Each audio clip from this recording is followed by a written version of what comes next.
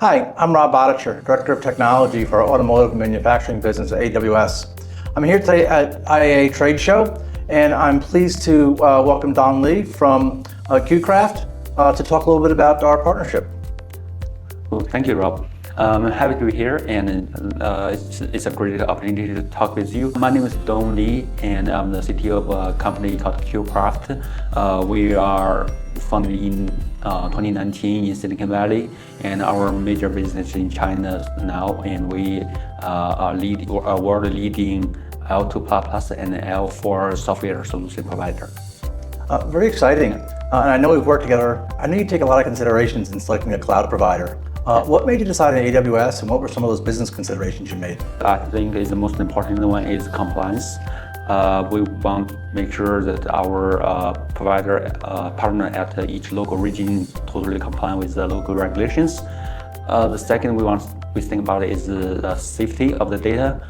Make sure it's whatever data is safely stored and processed and handled appropriately. We will have new markets in European and in global market, so we want the partner to be able to have infrastructure at different geolocations, so we can provide the high quality service everywhere around the globe. Makes a lot of sense.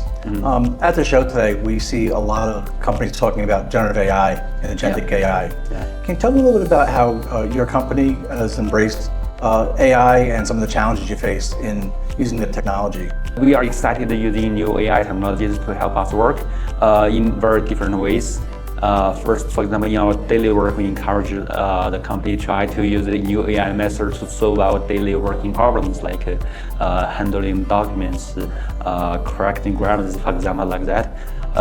At the business side, we use AI to generate literally photorealistic scenarios, like what the car's camera can observe.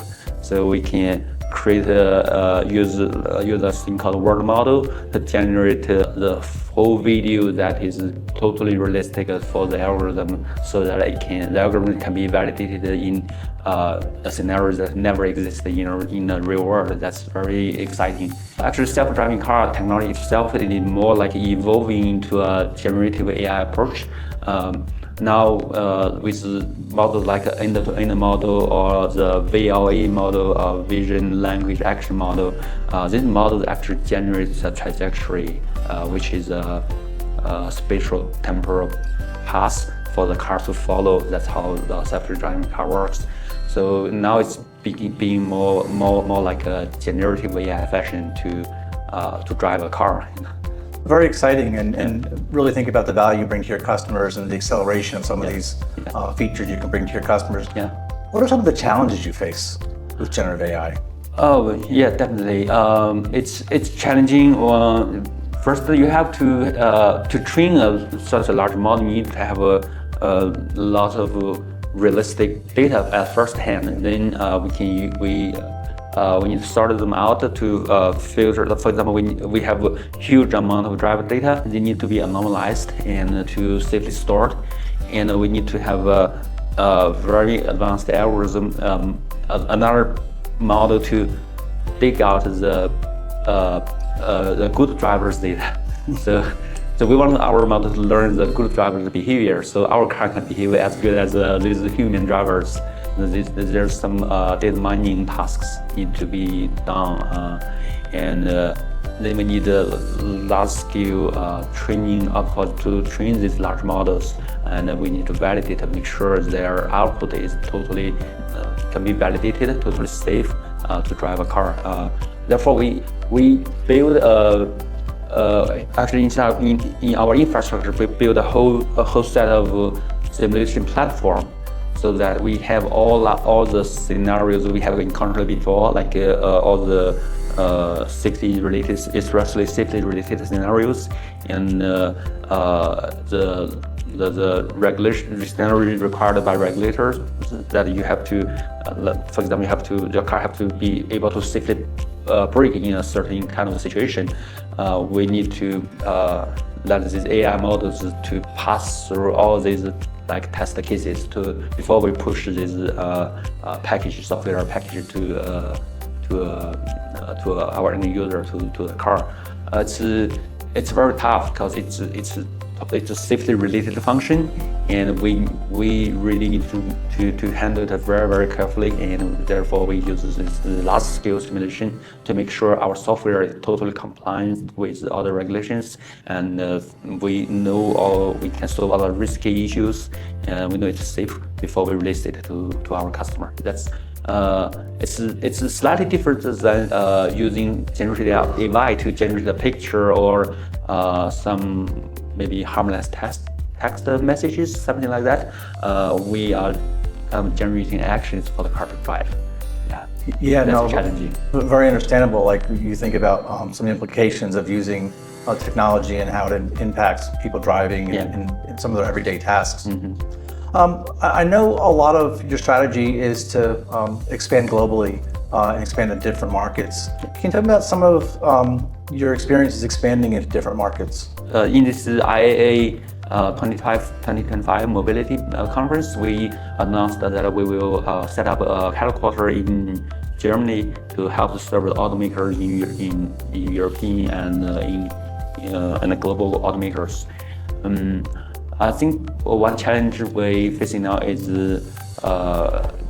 compliance. Make sure how we need to make sure our approach of handling data and handling the development process totally compliant with the local regulations, fully reflect the local standards.